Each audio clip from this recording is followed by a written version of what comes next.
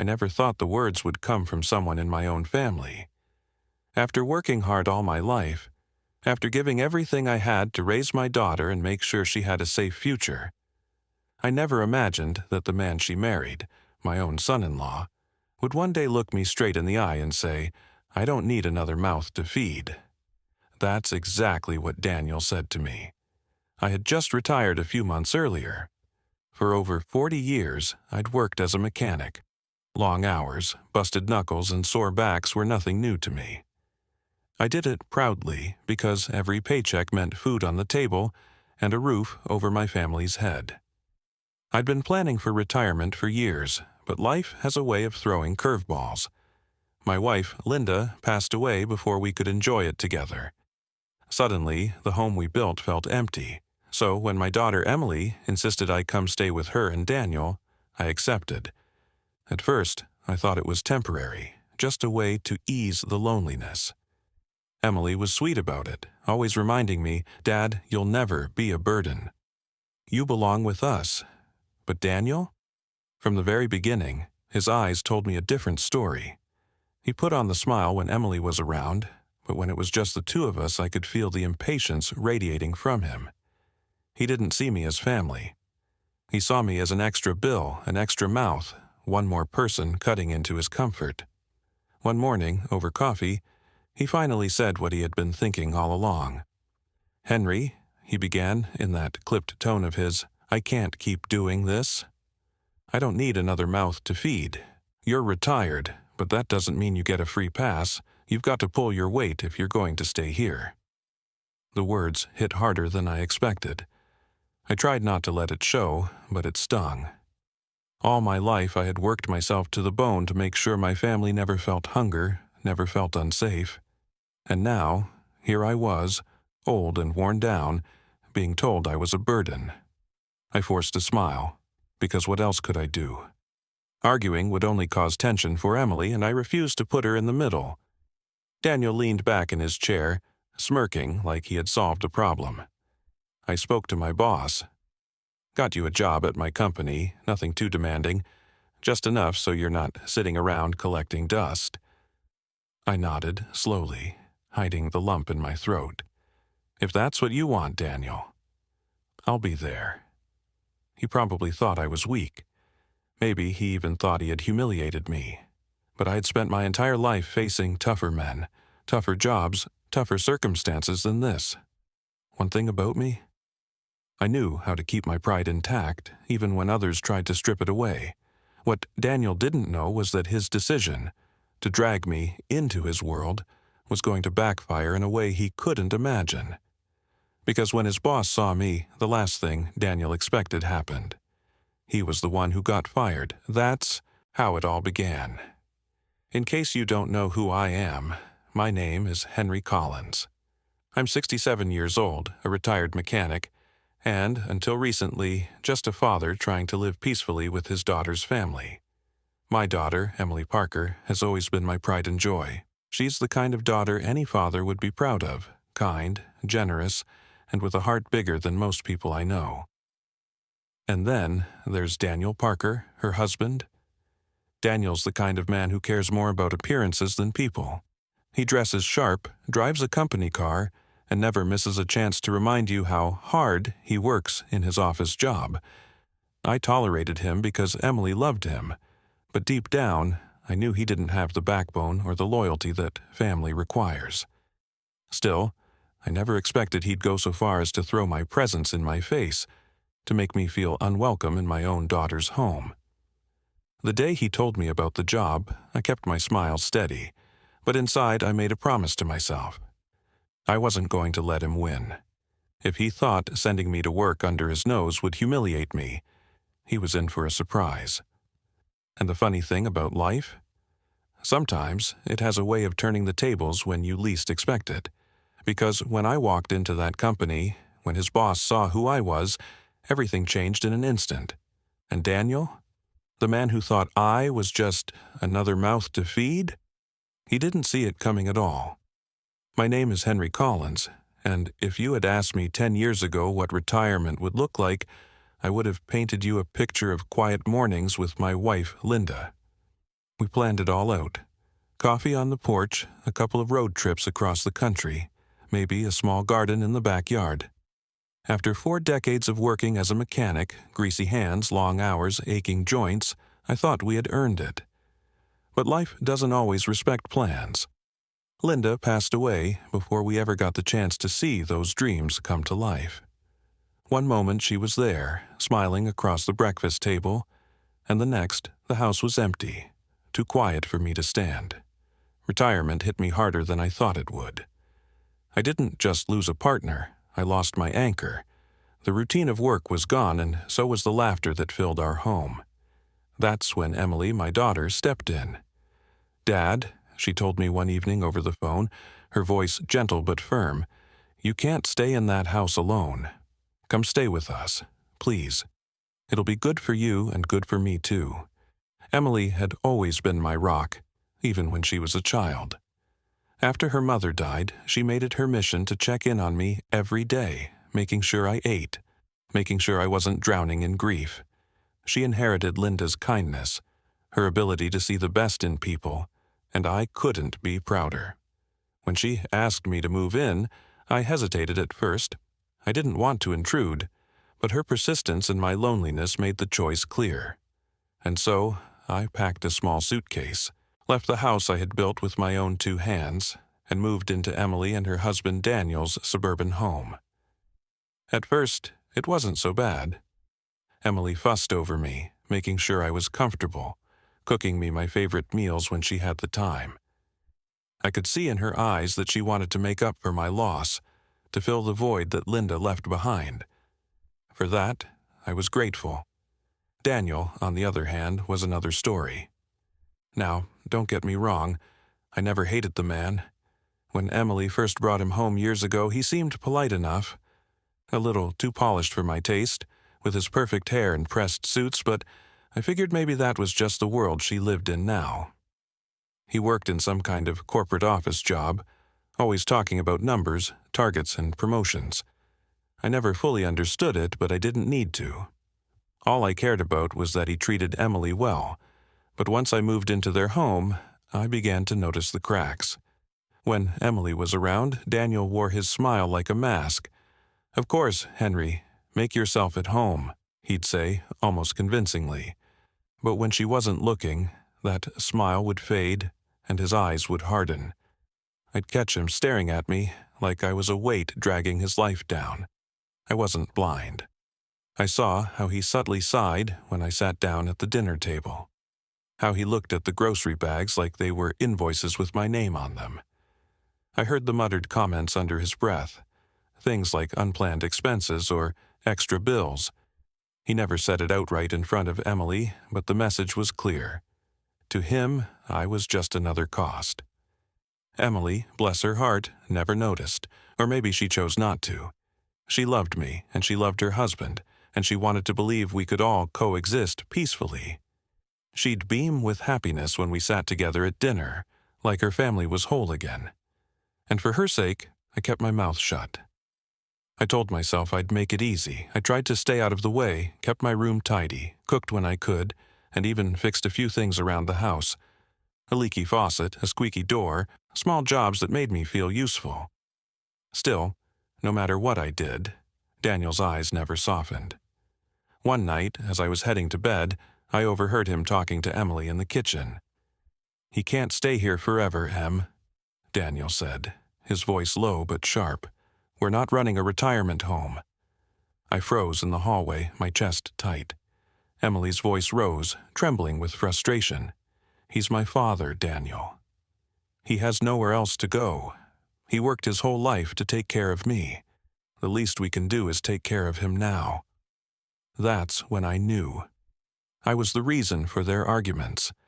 My presence was pulling my daughter into a tug-of-war she didn't deserve. The guilt gnawed at me, but I kept silent. I couldn't risk breaking her heart by leaving, but I couldn't keep ignoring the storm brewing beneath Daniel's fake smiles either. Every day, the air in that house grew heavier. Every glance from Daniel felt like a countdown, and deep inside, I feared it was only a matter of time before he said out loud what he had already been thinking all along. I was about to find out just how cruel honesty could sound when it finally escaped his mouth. It happened on a Tuesday morning. Emily had already left early for her nursing shift, leaving just Daniel and me at the breakfast table. The kitchen was quiet, except for the ticking of the clock and the occasional scrape of his spoon against the cereal bowl. I was sipping coffee, trying to stay out of his way, when he finally put the spoon down and leaned back in his chair. "Henry," he said flatly, "we need to talk." I looked up, already bracing myself. That tone wasn't one you could mistake. It was the same tone managers use when they're about to deliver bad news, the kind that isn't up for debate. He cleared his throat, running a hand through his perfectly styled hair. "I can't keep doing this. I don't need another mouth to feed. You're retired, but that doesn't mean you get to sit around here like a guest at a hotel." The words landed like a punch to the gut. I sat there in silence, staring at the steam curling from my coffee mug. Daniel didn't stop. He leaned forward, his voice firm, almost rehearsed. "Look, you've had a long career, and I respect that." He didn't, not really. His eyes betrayed him. "But this isn't working. You've got to contribute. You can't just live here for free." I swallowed hard. For a moment, all I could think about was Emily. What would she say if she heard this? Would she defend me like she always did? Or would she finally give in to his pressure? The thought of her caught between us again made my chest ache. I forced myself to meet his eyes. "So, what exactly are you suggesting, Daniel?" He smirked, like he'd been waiting for me to ask. "I already took care of it. I spoke to my boss yesterday, got you a job at my company, nothing fancy, just entry level, enough to cover your expenses." My grip tightened on the mug. A job? At his company. After 40 years of grinding, saving, and building a life, I thought I had finally reached the point where I could rest. But here was my son-in-law, telling me that my value as a human being came down to whether I could still earn a paycheck. "You don't have to thank me," he added smugly. "Just show up on Monday. They'll train you." I stayed quiet, staring at the table. My pride screamed at me to stand up and tell him where he could shove that job, to remind him that I had worked harder in one day under a car hood than he had in a week behind his desk, to tell him that I didn't owe him anything. But then I thought of Emily. I thought of her tired smile when she came home from long shifts, her voice cracking when she tried to smooth over the tension between us. She didn't deserve more fighting. She didn't deserve to come home to a broken household after spending 12 hours caring for strangers. So I forced a smile I didn't feel. "If that's what you want, Daniel, I'll be there." His eyebrows shot up for a second, like he hadn't expected me to agree so easily. Then he smirked again, pleased with himself. "Good. At least you'll be useful." The rest of breakfast passed in silence, but the damage was done. His words cut deeper than he realized. Another mouth to feed. Was that really what I had become? Just a burden? A line item on his budget? That afternoon I sat alone in the small guest room that had become my space. On the nightstand sat a photo of Linda holding baby Emily, her eyes full of love and pride. I whispered to the picture as if my late wife could hear me. "Don't worry, Lynn. I won't let our daughter suffer because of me." I didn't sleep much that night. My mind kept circling the same thoughts. I had spent my whole life providing. I had given everything to my family, and now, in my twilight years, I was being asked to prove my worth all over again. But the more I thought about it, the more a strange calm settled in. I wasn't going to give Daniel the satisfaction of seeing me break. If he thought I'd stumble and embarrass myself at his company, he had another thing coming. I had built a reputation for reliability, for problem-solving, for showing up when it mattered most. Those traits didn't vanish with retirement. By Friday, I was ready. I told Emily casually over dinner, "Daniel found me a job at his company. I start Monday." Her fork froze midair. "Dad, you don't have to do that. you've earned your rest." I smiled at her, keeping my voice light. "It'll be good for me." "Give me something to do," Daniel, sitting across the table, smirked but said nothing. Inside, though, I knew the truth. I wasn't doing this for myself, I was doing it for her, to keep the peace, to keep her from choosing between her husband and her father. But a part of me couldn't shake the feeling that Daniel had no idea what storm he had just unleashed, because the moment his boss laid eyes on me, everything he thought he controlled would slip right through his fingers. Monday morning came faster than I wanted it to. The weekend had been a blur of restless nights and quiet reflection. Part of me still couldn't believe I was actually doing this. 67 years old, retired, and heading into an office building like some kid starting his first job. But another part of me, the stubborn part that had gotten me through 4 decades as a mechanic, was determined not to give Daniel the satisfaction of seeing me fail. I stood in front of the bathroom mirror that morning, adjusting the collar of a neatly pressed shirt. It wasn't new, just one of the better ones I had saved for special occasions. My old hands shook slightly as I worked the buttons, not from fear, but from the weight of the moment. Behind me, I imagined Linda's voice, calm and reassuring. "You've got this, Henry. You've always had this." When I walked into the kitchen, Emily was already there, pouring coffee. She looked tired, but when she saw me, her face lit up. "Dad, you look sharp," she said with a smile that reached her eyes. "Thank you, sweetheart," I replied. "First day and all. Can't make a bad impression." Daniel walked in a moment later, briefcase in hand, tie perfectly knotted. He gave me a quick once-over and smirked. "Try to keep up today, Henry. Office life isn't like fixing cars in a garage. I didn't take the bait." I just nodded and sipped my coffee. "Don't worry, Daniel. I'll manage." That seemed to irritate him more than if I had snapped back. He wanted me rattled. Instead, I was steady. The drive to the company was quiet.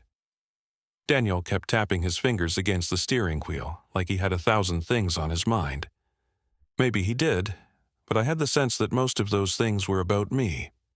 He probably imagined me fumbling, slowing him down, making him look bad in front of his colleagues. When we pulled up to the building, a glass and steel tower that gleamed in the morning sun, I took a deep breath.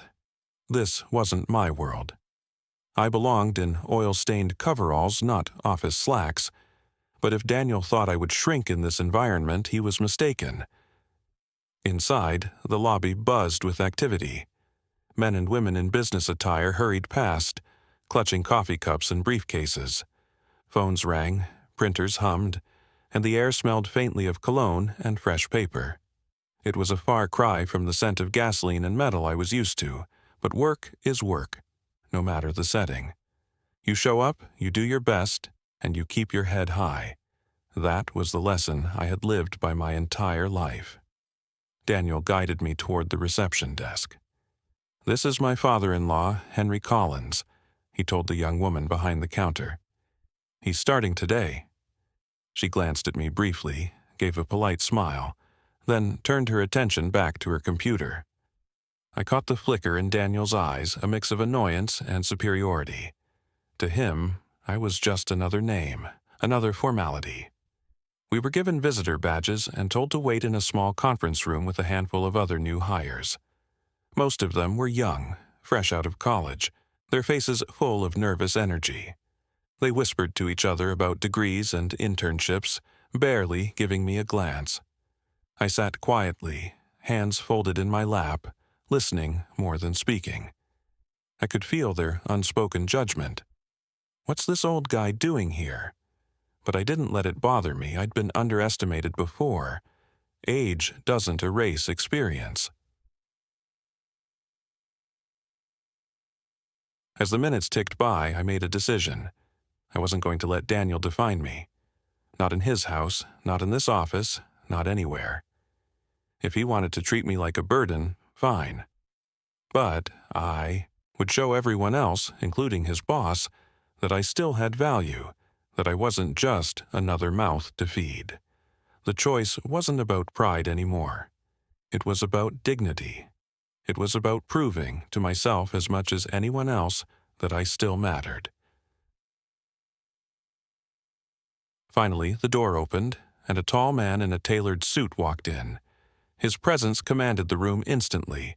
The chatter died down as he looked around at the group. "Good morning," he said in a deep, confident voice. "I'm Richard Lawson, the regional manager here. Welcome to our company."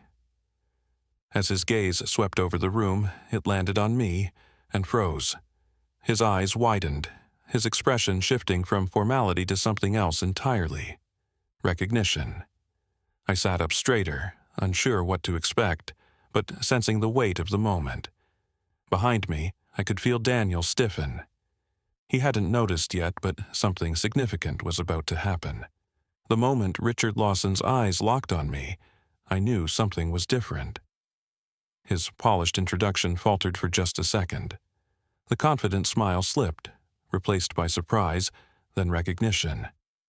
"Henry Collins?" he said, his voice sharper now, like he was making sure he wasn't mistaken.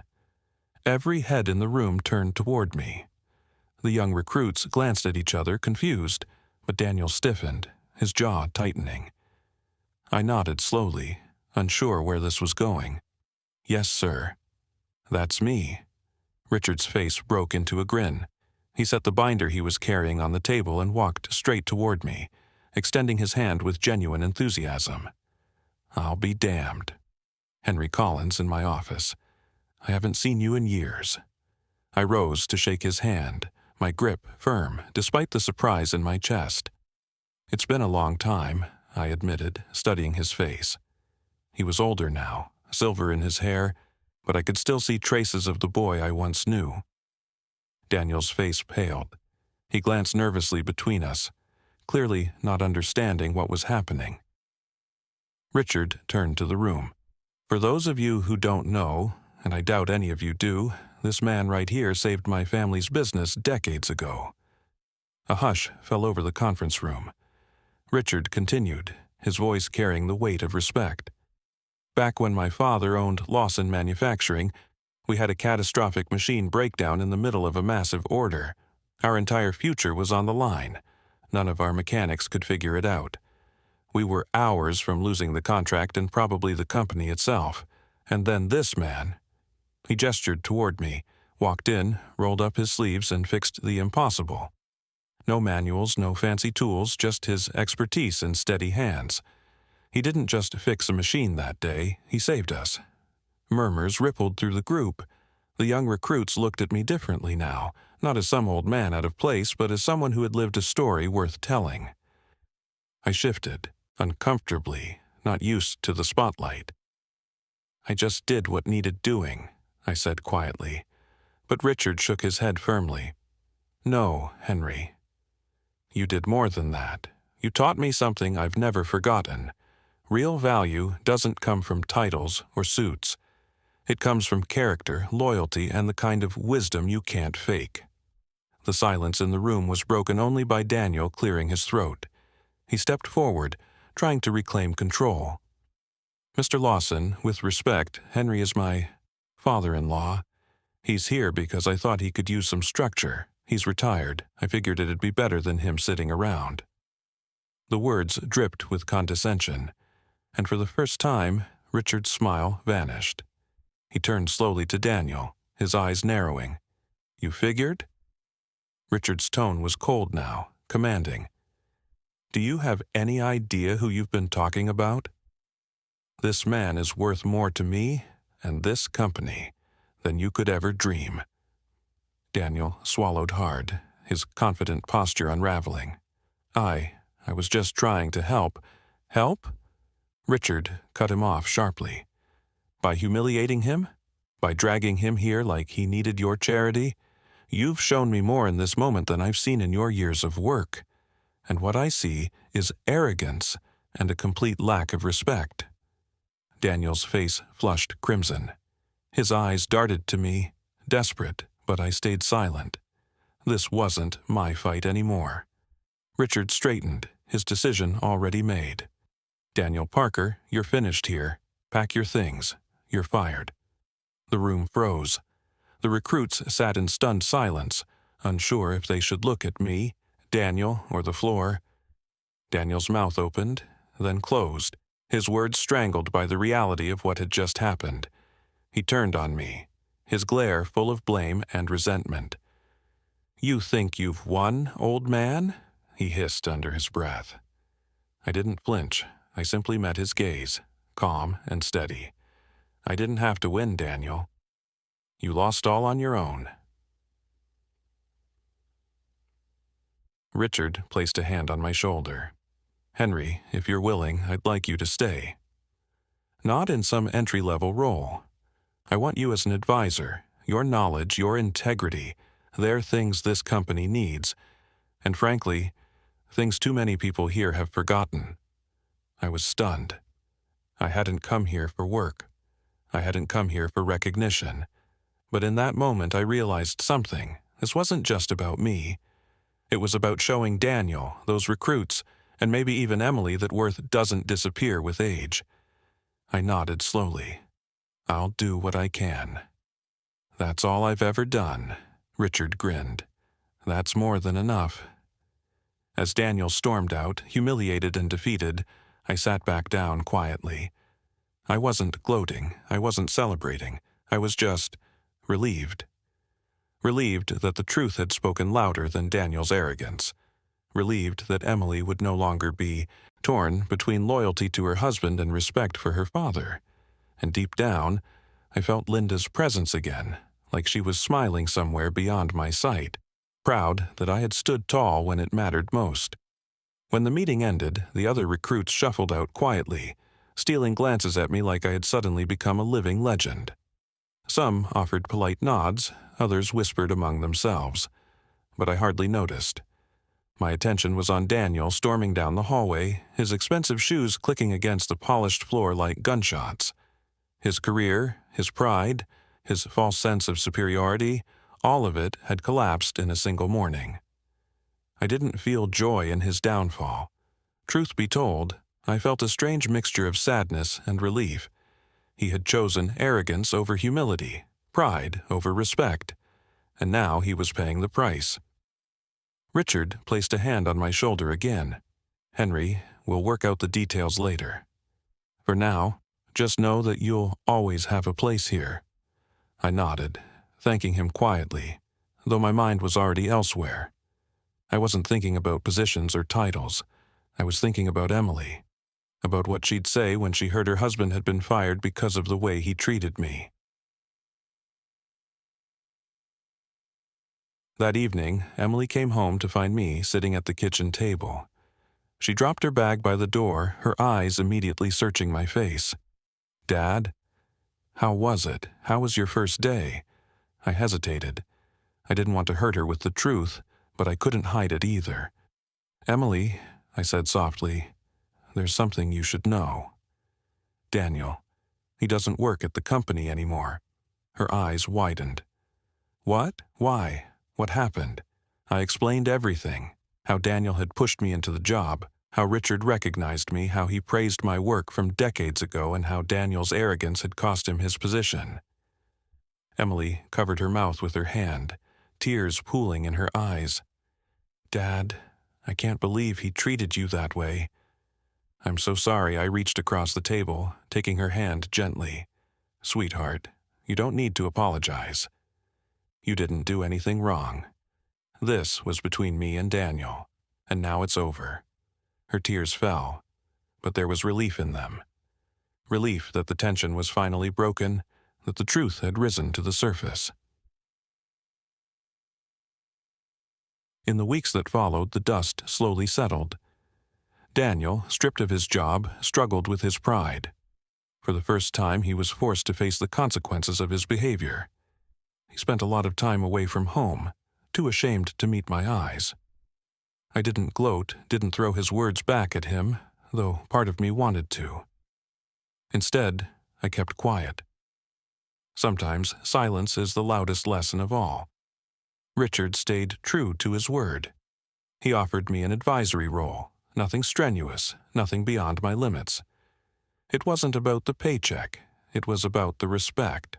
I accepted, not because I needed the work, but because I knew my presence could remind younger employees that wisdom doesn't come from textbooks alone. It comes from years of showing up day after day, no matter how hard the job. Walking into that office a few times a week, I wasn't just Henry Collins, the old retiree living with his daughter.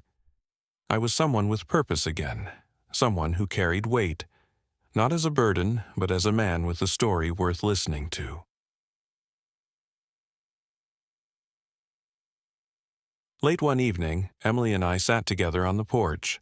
The sun was setting, painting the sky in shades of orange and pink, the kind of view Linda used to love. "Dad," Emily said quietly, "do you ever wish things had gone differently? That you hadn't moved in? That none of this happened?" I thought for a moment, then shook my head.